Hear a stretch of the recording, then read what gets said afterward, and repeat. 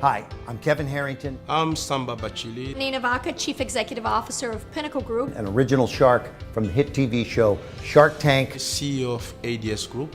The largest Latina-owned workforce solutions in America. I first identified myself as an entrepreneur when I was 15 years old. My mother and father immigrated here with a suitcase and a dream. I had a front row seat to entrepreneurship. I am living proof of what is possible in this country. Today, the marketplace is very tough. The challenge for African market today is its access to capital. The number one reason why we can't scale as entrepreneurs is access to capital. What makes Glow so different and so powerful is the access to experts, gurus, mentors, coaches, financiers, venture people, money. When I started my business, I immediately went to engage with different communities, different platforms. Glow makes that experience digital. A digital platform makes it so much faster and so much easier for you to meet like-minded people. The financial platform that Glow have that make Glow unique. Glow is about commerce, Glow is about community, and Glow is about having access to capital. Glow is an asset to every entrepreneur in this country and globally. It's about helping you take your business, your idea to the next step. Hi, and welcome to Business Acceleration 2.0. It's a show where leaders go to grow. My name is Michelle Lemons-Pacenti. I'm the host of the show, and I'm thrilled that you could be here with us today. I want to thank our sponsors. We've got the Global Leaders Organization, which is a membership organization that's made for the entrepreneur. So if you're an entrepreneur looking to build and grow your business, you absolutely want to become a member of the fastest growing entrepreneur program, GLOW, Global Leaders Organization. Go to withglow.com and learn more and find your peers. I want to thank our other sponsors, the Business Finishing School, BFS. If you're looking to build a business that at some point you can sell the business or at least have a business that people would like to buy, then we want to make sure that you tune in to the Business Finishing School. It's amazing. They've got 48 different modules, over 100 different videos to walk you through and take you through the practice of really growing a business that's sustainable, that's profitable, and that's sellable. BFS, Business Finishing School. Okay, so the other thing I want to mention is that Glow is now opening up chapters all over the world. We've got chapters in all throughout the United States, Canada, Mexico. And if you're looking to become a member of an organization where you've got peers that are just like you, other entrepreneurs that are going through business issues, and you want to have that peer-to-peer interaction, you want to look onto Glow's platform and look to join one of the chapters, Dallas, Minneapolis, Mexico City, Toronto. And if there's not a chapter in your city and you're interested in becoming a chapter chair in your city and really elevate and raise your own personal platform as a business leader, contact Glow. We can help you with that as well. And we'd love to have you on board. So we're going to move now into the segment of the program that you guys are all here for. You want to meet our guest today. Our guest is an extraordinary man, Mr. Andre Norman. We call him Dre. And he's a friend of mine. He's family to me. We've known each other for many, many years. We've traveled across, actually all over the world together with him speaking and doing events. He's the new author of the book, Hope, Ambassador for Hope. And you're going to be amazed with his story. In fact, it's a story that's so unbelievable that they're making a movie about his life. So Andre, welcome and thanks for being here. You know, when you call me, I show up. It's really that simple. I love you and I appreciate you having me. Back to you. Okay, so your background, I know it well, but it's such an amazing story that I don't know where to begin. I want you to give people the synopsis of your background story, and then we're going to move forward from there. Okay, well, I was born in Boston, Massachusetts. My mom was married to a high school sweetheart and she had 2 kids. He goes to jail for robbing banks. She meets my dad, local hustler. She has 4 more kids. Mom, dad, 6 kids. Life is great, but my dad had a habit of beating my mom. So I watched my mother get beaten for years. And at first I was angry, I was mad, and I finally got depressed. And it was just like a way of life. I didn't know that other people's houses weren't like mine. I finally got old enough to go to school and get away from the madness. I started going to school. It was great. Played with kids every single day. I loved it. And then one day coming home from school, kids lined up and threw rocks at our bus and called us niggers because there was a busing crisis in Boston in the 70s, and I was one of the kids on the buses. When after it happened, I went home to my dad. I said, well, who are these people and why are they throwing rocks at me and what are these names? And he couldn't answer it. He just walked away. And it was just a tough time. One day the rocks started, one day they stopped. For my mom, one day the beating started, one day they stopped. My dad moved out, and single mom, 6 kids. We're growing up in the city. I fall off. I'm the guy that falls through the cracks. I don't read and write well. I'm not an athlete. I'm not an academic. So I just eventually drift to the street and join a gang. In gang life, run around. I'm not going to waste your time with gang life because it's a waste of time for me. I wound up in court one day. The judge gave me 100 years in prison. When I got to prison, it was a whole new ecosystem, a whole new world of which I knew nothing about. And I was terrified. And people taught me how to do time. And for the first 6 years, I just excelled at trying to be the best gang member I could. And I became the 3rd ranking gang member in the state of Massachusetts. 2.5 years in solitary confinement, 2 years added to my sentence, at 5 years added twice, convicted twice for attempted murder. Every bad thing you could do as a gang member, I did. And I finally woke up and I realized I was a king of nowhere. So I said, I don't want to be this. I came up with a plan. And the plan was to go to Harvard University and be successful. Nobody believed my plan. They thought I was crazy and I lost my mind. My mother, my father, my friends. But I realized it's what I wanted to do. And I realized that if it was going to happen, I had to do it. So I looked in the mirror. I said, what's inside of me that's stopping this from happening? Then I went back and got my GED. I went to counseling. I went to therapy. I taught myself the law. I taught myself to read. I spent 8 years working 20 hours a day until I finally got out of prison. I was released on November 15th, 1999. I went from the prison to the parole office to a youth center because I understood there was a lot of little boys looked just like me who were sitting in the same place I was 14 years sooner, but didn't know how to get out of it. So I felt compelled to go help them and give them the information they needed to not go to prison. And I started the journey of just helping kids. First it was black boys because it was where I felt comfortable. And I started working with girls because they were being neglected and overlooked. I started working with white kids because they had the same problems we did, just in a bigger house. And I got to the point of not just helping black boys, but helping kids. Not just helping black adults, but helping people. And then I just kept traveling the world and helping people. And then I met a person who introduced me to YPO, introduced me to EO, introduced me to London Business School. And lo and behold, rich people had the same problems poor people have. Their kids drink, their kids smoke, the kids vape, the kids have sex, the kids deal with bullies. And they're just doing it in nicer neighborhoods. So I started working with suburban kids in Scottsdale and Montana and Utah and all over the country. I just wake up and I help people. And the thing that I've done since I've been home is, one, I became a Harvard Fellow in 2016. I became the highest rated speaker in YPO history, I believe, in 2007 or 8. And I became an EO member 4 years ago. So I've been in the Atlanta chapter for 4 years now. And the thing that I'm most proud of, the prison system that used to hold me now pays me to come back and run the same institution that I used to be in as an inmate. So I went from a prison leader, gang leader, to a vendor, and I now run programs inside of that building. And that's how I spend my days. I wake up in the morning and I say, who can I help today? Because life gives to the giver. And I believe that I was given a chance and I want to pass that forward. Okay, so obviously everybody understands now Ambassador of Hope. That is truly who you are. You walk it every day. I'm sure there are people listening right now going, okay, Michelle, you normally have people on here and you're discussing business. And this is an individual that's talking about his personal story. It's a personal story of hope. But entrepreneurs every day, you're an entrepreneur, every day are facing, issues where at the end of the day, they might only be able to survive based on hope. So, are there any principles that you took from whether you were in prison or running your business that really helped you push forward in the darkest of days? I would say that anybody who believes because I have a story of hope that I don't do business is wrong.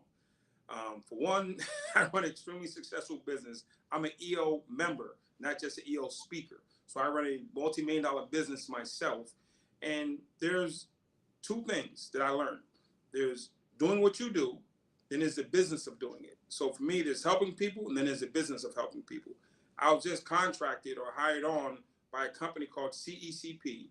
It's Chief Executives Chief Executives for Corporate Purpose. And they give $23 billion a year away, and they brought me on to help them give that away. So they manage 21 trillion. and they donate 23 billion. So if that's not enough numbers to make somebody excited, then I don't know what to say. So But I've worked. what did you do though, Andre, to help you like in the darkest of days? Like what was the hope? What were some principles? The principles are you get people who believe in you, you surround yourself with people who are smarter than you, hopefully, and you just try to leverage them and leverage their love and their insights to what you want to be. So when I first started in business and speaking, I was with you. You were one of the biggest speakers bureaus on the planet, and you took time to teach me, and I took time to listen. I got a saying, if you're talking, you're teaching. If you're listening, you're learning. So when I was with you in the early days, I shut up and I listened. That's it. The first job I ever had, I went in, I was an outreach worker, and I sat with the lady at the front desk. She taught me how to answer the phones. I sat with the guy in accounting. He taught me accounts payable, QuickBooks. I sat with the director. He taught me about hiring and firing and interviewing. And I got skill sets, even though I didn't get degrees. And I just started applying the skill sets. I've come to find out people don't care about the degrees. They care, can you actually do it? If you can do it, your degree means nothing. If you can't do it and you have a degree, it means nothing. So I found that people give you an opportunity to prove that you can succeed. And when you don't show up and you don't start making excuses, oh, because I'm black or I went to jail. No, people hire me around the planet. I worked for Deutsche Bank, Den and Foods, Lens Construction around the same things I did in prison. Corporate retention is a huge problem. Gang retention is not. I retain people to my gang because we taught them to be loyal. They don't teach that type of loyalty in corporations. So you give me $50,000 in a better parking spot, that guy's gone. In my gang, they don't quit. They don't sell out and join the other team and shoot back at us. So the principles that we used in gang life apply in corporate life. I've been training people in corporate retention for 21 years. And loyalty, communication. I want us to stick on that because I think this is so fascinating. What people don't realize when you gave your background, that you quickly became one of the leaders within the black gang inside the prison institution. Yes. And you did that really using your leadership skills, right? You learned leadership at a very early age, and those transferred because you went not only to one prison, but to multiple prisons, would always become the leader in the black gang. So, what leadership principles were you using? I manage people through emotional wellness. When I first came into the prison, I hung around the leader of the prison and I watched how he interacted with people. I watched how he talked to people. I watched how people came to him with their personal problems.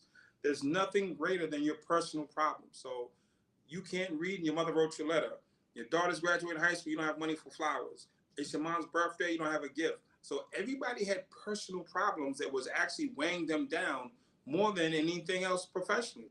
And he would fix their personal problems. So what I used to do in the beginning is I find out what are your biggest personal problems, and I would solve them for you. And in doing so, you would become loyal to me and connected to me. And it was more than just a job. It was more than just he's in my gang. No, Andre cares about me and he knows about me. He's seen my shame and he still embraces me. He's seen my bad days and he helps me find the way out. That's why my people stay with me. They didn't stay with me because I was the toughest or I had the biggest knife or I was scary. I showed them that I cared and that they mattered. And when I did that, my gang just grew and people never quit my gang because their solitude and their peace was with me. And they felt comfortable. Andre's going to take care of me, not just give me a check, not just give me something to do, but he's concerned with me. So if you're not concerned with your people to the point of knowing their issues, then you don't really have people. You have employees. I didn't have employees. I had people. These are my folks. These are my peeps. That's what we used to say. And we ride together. And they would never jump ship because I had their deepest secrets and their biggest pain in my hand. And they never wanted it back. And as long as I held it, they felt comfortable. So are you servicing your people or are you just managing your people? And it's the same thing with your kids. Kids are the same way. Do you know your kid's best friend? Do you know what your kid likes to do? When's the last time you've been to a soccer game? I sat with a CEO and he told me all the wonderful stuff he was going to do. And I asked him, do you have kids? He said, yes. I said, what do they do? He says, play soccer and hockey. I said, when's the last time you've been to a soccer game? He says, I haven't. I said, then what are you talking about? If you're not showing up for your own kids, you're not going to show up for anybody else. You're not present. You need to be present in the most important things in your life, to be present in the most pressing things in your life. And so we help people accountable. Then we don't just point fingers, we show you how to walk through it. I love it. I love listening to you talk how, I mean, honestly, it's no different running an organization when you were in prison to really running an organization outside of prison. It's really just showing that you care about your people. Okay, wait. So Hold on, you, there's a difference. If you mess up in jail, you get stabbed about 20 times and thrown off the tip. So I came from a world of get it right or die. No vacation, no out packages, no see you later golden parachute. You got put on a gurney and they was hoping to get to the hospital in time. So okay, yeah, we don't have that quite like that in corporate, although I'm sure some people would say that they do. Um, okay, so let you touched on this for just a minute. You touched on the importance of being around smart people and how that helped you. So you're in an organization right now filled with entrepreneurs. That's what Glow's all about, really connecting with other entrepreneurs. It's a peer-to-peer organization. Talk about the importance of the community and how important it is of the type of people you're surrounding yourself with. when you join Glow, you're not joining for the people who are in the room. You're joining for the people who aren't in the room, the people who aren't going to invest in themselves, the people who aren't sure and are procrastinating, the people who do have imposter syndrome. You don't want to be around people who are going to waste your time.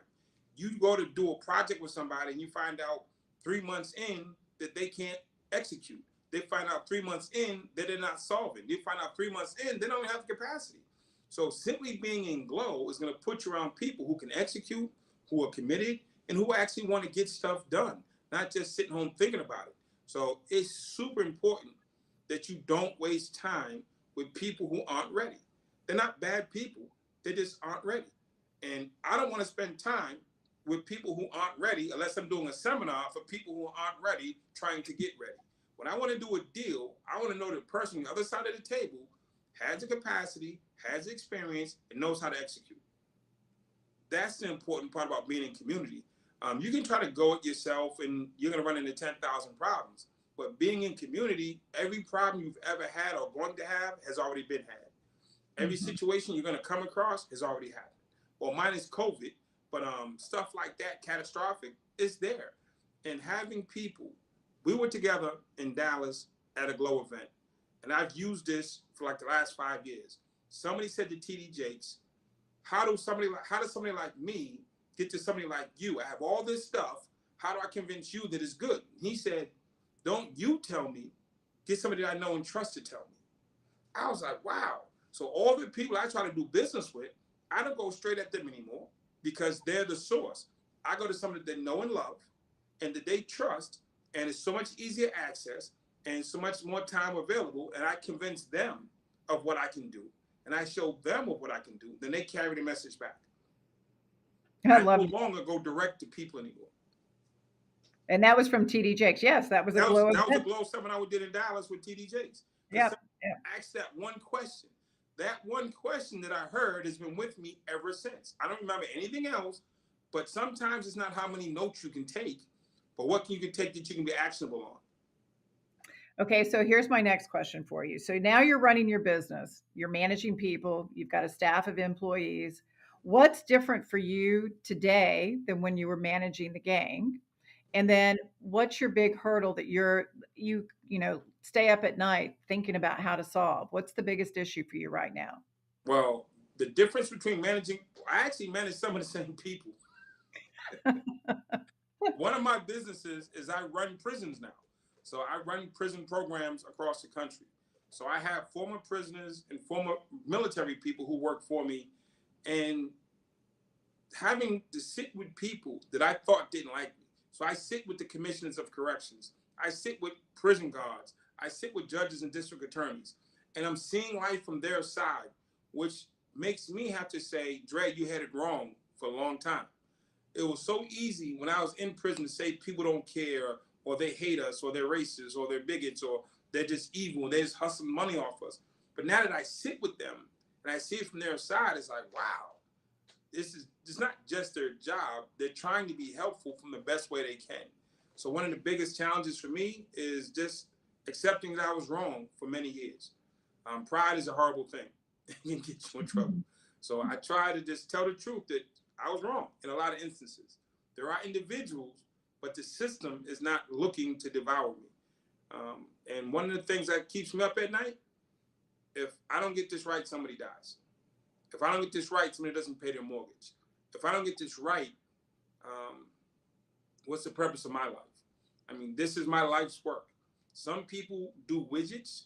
I save lives. So when somebody calls me, not being able to be there, but having somebody be there, did I train them correctly? Did I miss something? I'm always obsessing. Did I miss something in the training? Because when they go out to do the intervention for a kid or an adult who's on drug or depressed or suicidal, it's life or death. And the pressure of, did it work? Did we save them? Did we bring them back? Is always immense. So what keeps me up at night? Just not want to lose anybody. That's amazing, Andre. I mean, your whole purpose in life has become so in focus. How did you get there? How did you get in focus with what your purpose was? Because so many people think they know, but they don't really. Well, when I had a lot of time. When I was sitting in prison, I had a lot of time. One of the things that I did while I was in solitary confinement for 2.5 years, I would read the paper front to back, and then I would solve the problems in the paper. I would look whatever the paper is and say, how would I solve this? Ukraine and Russia, what would I do? The people trying to get out of the border to Poland, what would I do? The gas crisis, this problem, that problem. I sat there for weeks on end, solving problems in the paper to keep my mind from going crazy. And since I've been home, it's like I ask myself one question before I do anything. What is my intent for this conversation? What is my intent to do the Zoom with you? Why am I on this platform? I have an intent. I want to educate some people to know that you can do really well in business and you can still take care of your family and be great in community. That balance is everything. That if you take anything from me, that I want you to know that anything is possible and balance makes it so. And so that was my intent coming here. And I'm clear, so I'm sticking to my intent. When I have a conversation with a stranger, if I'm meeting anybody, what is my intent? And am I staying true to my intent for a conversation, a mission, an objective, a plan, strategy? And that's my whole focus, being clear on actionable steps, then following through. I've written down most of this stuff on how I transitioned and took the stuff from inside, where it was extreme training, to where we are now, working in society, where it's not as extreme, but it's as important. So I love that. So you really get clear on what your intent is before any project or any actionable item that you do. You get very clear on that. That's great. Great advice. Okay, so let's talk about, you just said balance. You're a busy man. I mean, you are always on the go, and I don't think I've ever known you to ever say no. You can't do something. Can't say no. You always say yes, I'll do it. So how do you balance? How do you manage that? Okay. One, I have to be clear on the intent for my own life. One is longevity. I want to be around. And so, I've gained a lot of weight traveling and sitting in hotels and going to nice restaurants. So I came home at 205 pounds. Not that long ago, I was almost at the 300 pounds. And it was completely unhealthy. I went to the doctor. She did all the tests. And she said, Andre, you're going to keel over one day. And that's just going to be the end of it. Whether it's a stroke, a heart attack, or aneurysm, you're just about to go because all your levels are through the roof. And I said to myself, well, I can't not travel because people need me to show up and do what I do. Whether it's a prison, it's a family, I have to show up, a seminar. So I said, okay. So for years, I just said, well, I can't stop because it's my job. And my job is more important than my livelihood or me staying alive. And I finally sat down. A friend of mine got really sick. He went to the hospital. I said, well, I have to take care of my health if I want to actually be helpful to people. So what I did is, come on, Sam. This is real. This guy right here, this is my traveling trainer. My guy traveled. Listen, I said, I can't go to him, so I bring him with me. So it costs a little bit more than having a home trainer, but what's number one thing healthy people want to be healthy? What's number one thing sick people want to be healthy? And so my trainer now travels with me. So we do 15, 20, 30 minutes a day, and I'm eating better, I'm working out, I'm losing weight, I'm down to 267, I'm heading to 225. Could have never done it until I expanded my thinking. I said, that way's not going to work. I'm never just gonna be sitting at home for weeks on a time. So I said, well, I just have to buy extra plane ticket. And that's what I do. So there's a way. So for the There's people always a way. if Yeah. people are sitting home saying, well, I can't, yes, you can. And if you can't figure it out, call Michelle and she'll call us. We'll sit down and we'll help you find your way. It took me years to say, just travel with me.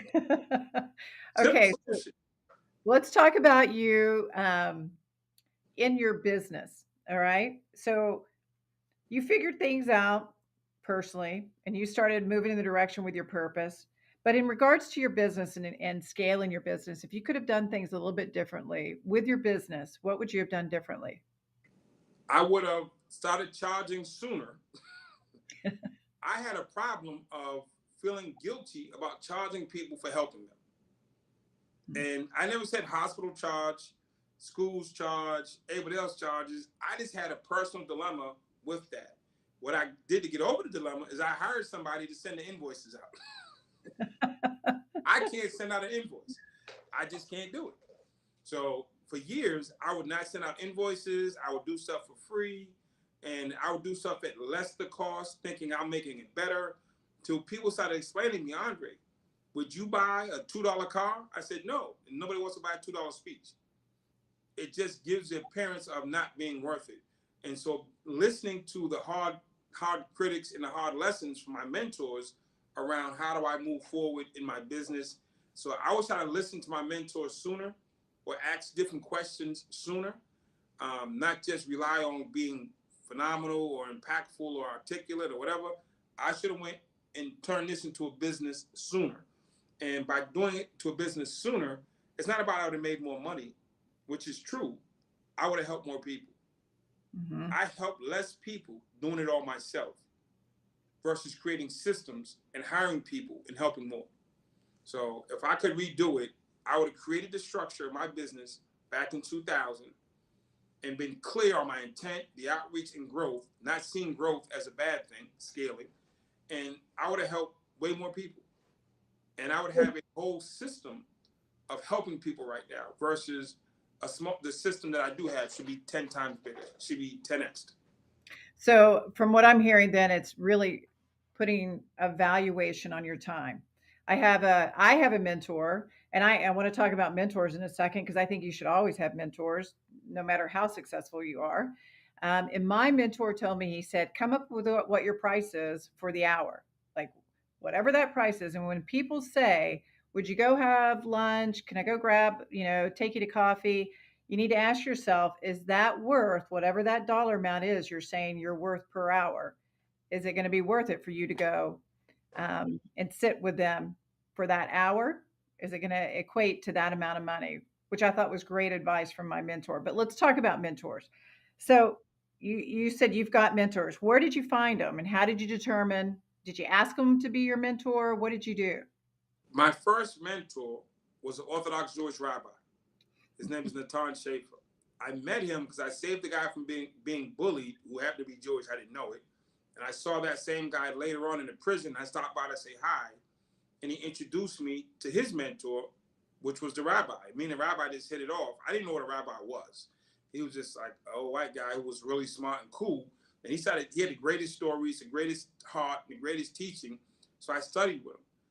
And he became my first mentor. Then I met some other folks in prison who had knowledge.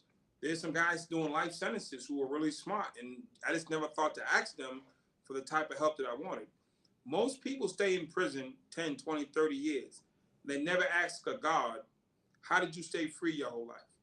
They only see the gods as the enemy. So asking the right questions at the right time, get the right information and processing it. And when I came home, initially it was people in the community. So I ended up with like a lot of religious pastors who became mentors.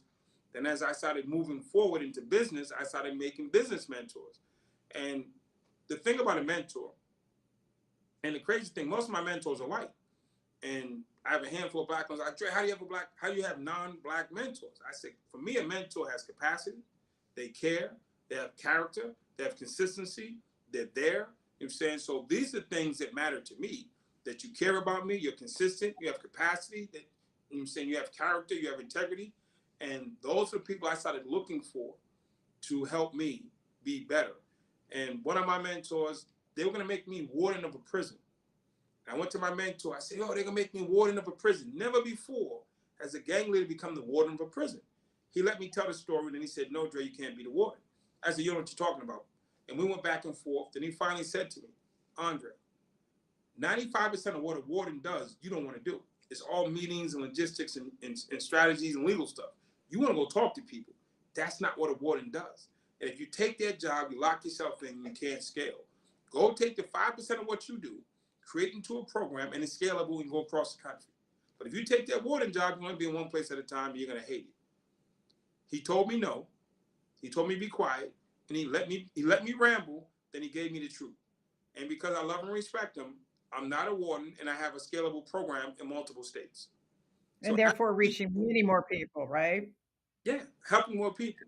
And I'm not stressed out in meetings all day. I hate meetings. So, but having somebody he does airport logistics, nothing to do with criminality. It doesn't matter. Business is business. True. Okay, so one bit of advice, parting advice that you can give to everyone that's listening, all the entrepreneurs that are listening to us right now. Entrepreneurs, if you're listening and you're paying attention and you're not in Glow, get in Glow. Get in community. I mean, it's that simple. Be around people and challenge yourself. I know a few years ago when George Floyd died, every white friend I had called me and said, "Andre, oh my God, what do I do? What should I say? What should I not say? Should I put the post on Black Tuesdays?" Totally clueless. And I helped them as best I could understand the Black experience and where they fit in and how they could overlap and level up and be sincere and honest. Don't have blind spots. They knew it was a blind spot, but they didn't speak to it.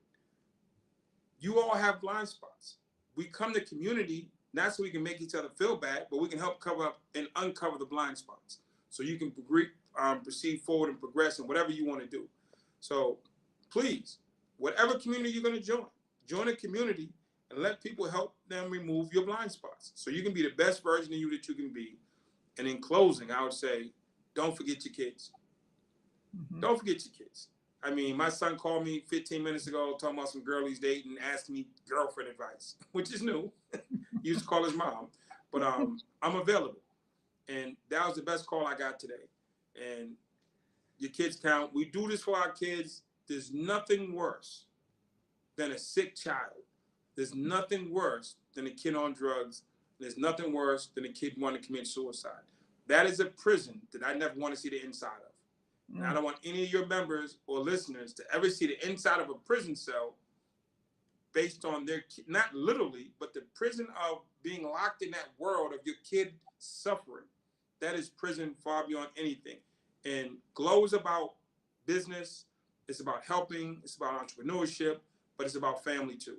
So it is about family, and you're my family. So, hey, Dre, so everybody knows, when can they see your film, the movie about your life? The movie about my life is being completed. There's a gentleman named Jeff Hayes from Jeff Hayes Films. He's up in Utah.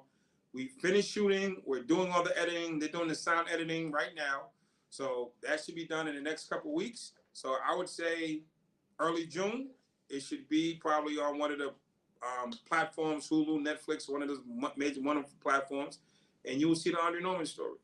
Yeah, can't wait. So we all want to make sure when we do know the airing date, we'll make sure everybody knows about it. We'll do a big press release for it. So, hey, love you. Thank you so much for being a part of this. Really appreciate you taking out the time because I know you were at a conference. So thank you very much. Listen, this is the thing. When mentors call who've invested in your life, you don't get big-headed and be like, "I'm busy." I'm never too busy for the people who believed in me and believe in me and I know love me. So I don't care if people want to make money with me. I care about the people who love me.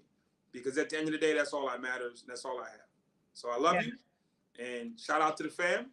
Yeah, for sure. Ladies and gentlemen, I will see you when I see you at one of the next Glow conferences. When you see me, pull up. Say what's up. That's right. All right. Thank you so much, Dre. Appreciate you. All right. That's what we've got today. That's the conclusion of our Glow Business Accelerator 2.0. We're thrilled that you're a part of it with us today, and look forward